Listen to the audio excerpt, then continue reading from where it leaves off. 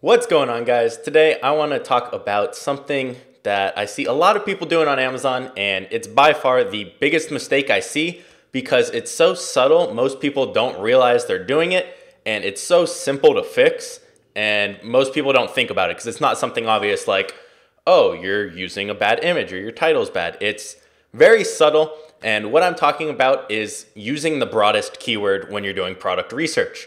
So when you're looking up products, whatever type of tool you're using, if you're using Jungle Scout or Viral Launch, I use both of those, then you need to make sure when you search up and pull the data to check sales that you're using the broadest keyword. Otherwise, it's going to pull different data.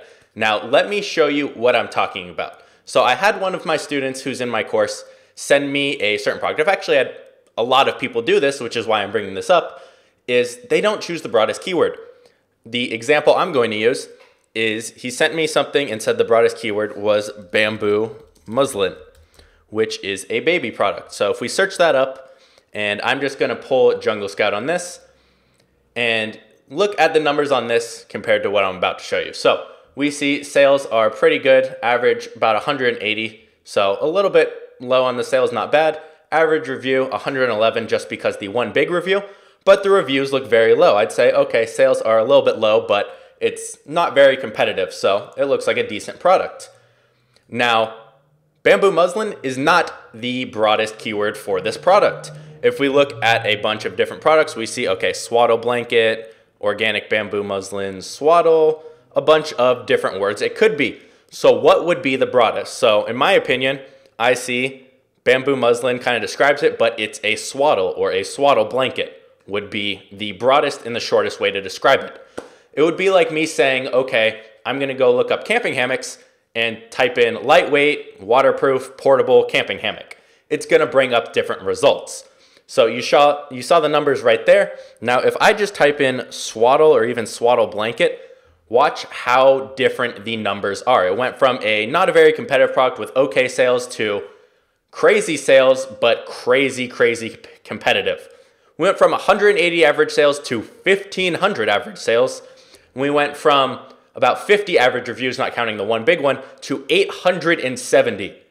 That is a huge difference. That's a night and day difference, and that can be the one factor on why your product you chose sucked. Everything can look good. You'd be like, the numbers were good. I did everything I was supposed to, but I'm not ranking. Well, yes, people are still searching the other keyword, but you're still competing against everyone that's using this keyword because people aren't specifically searching the longer keyword as much as they are the shorter one. So example on this would be people are looking for swaddles and they might come across a bamboo one down here and click it and buy it, giving it decent sales and numbers, but the search volume is just not even close between these. And I'm gonna show you right here with a keyword tool. Now this is Viral Launch, this is their keyword tool. So if I search in bamboo muslin, it has about 47 search volume, so not very high over the last 30 days. The broad search volume, 639 and so on. And you can see the top terms kind of for this, whether it's bamboo swaddle, bamboo muslin. But now look what happens when I type in just swaddle. Now look at the difference in search volume here. Swaddle blanket, baby swaddle, 43,000. So 50 times more search volume. That is why it is important to search those broadest keywords because yes, your product might be a bamboo muslin swaddle blanket, but that's not what you're doing product research on. You can name it that, it can be that, but you're going to be competing against people that have just swaddles. And this is a prime example. Yours, you might get the sales where people search that exact term and you have that 800 search volume a month. But would you rather go against that, or you're going to be mainly competing against people who are typing in swaddle or swaddle blanket, whatever the highest search volume is, and would you rather have 800 people searching or 44,000? So that is why it is so important to distinguish the broadest keyword and not choose a side one. Now this one is a little bit more obvious. There are some weird ones where it's harder to tell, and what you can do if you want to check what it would be is just go in and type different ones you see. So I see adjustable blanket for babies. Now I would not add for babies because that would make it a little bit more specific. So I'd go in, I'd search swaddle, I'd check the Jungle Scout numbers, and then I'd go and type in different ones, and maybe bamboo muslin again. And if we pull the numbers up, and you need to choose whatever the most competitive is, because that is most likely the highest search volume, and you can verify that with Viral Launch or a keyword tool. Now, there is a way to go too broad with this where it's not even related. And an example of that would be if I just search newborn blanket or just newborn in general. Now, newborn fits our demographic. Swaddle is for newborns, but that is not describing our product at all. And if we search newborn, you're not gonna see maybe 1 or 2 listings for our products. So people are not just searching newborn, and you can see how competitive it is, and the products are too different.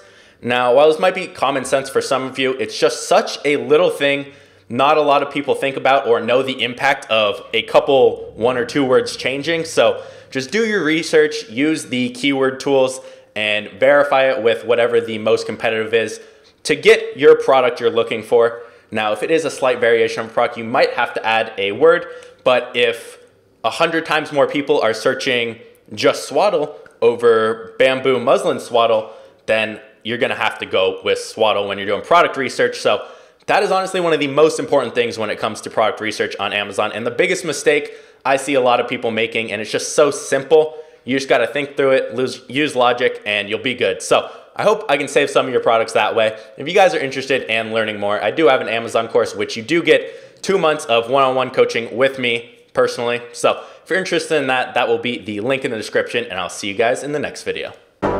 Yeah, I just wanna be the greatest. Everybody knows my name, shit. I'ma have this whole fucking game list, spitting with the same wit, and I'm gonna be famous. Ain't nobody able to delay this. Coming up, I had a vision to make it. Never wanted to be nothing, always wanted to play shit. Sit in class, always wondering why I love this lame shit. How the hell am I different if we all know the same shit? I ain't never let them doubt me, it's about me. Keep my head down, let my mouth speak. They surround me, they all about the clout, see where the crowd be. Every time I speak loudly, they more about me. Man, you know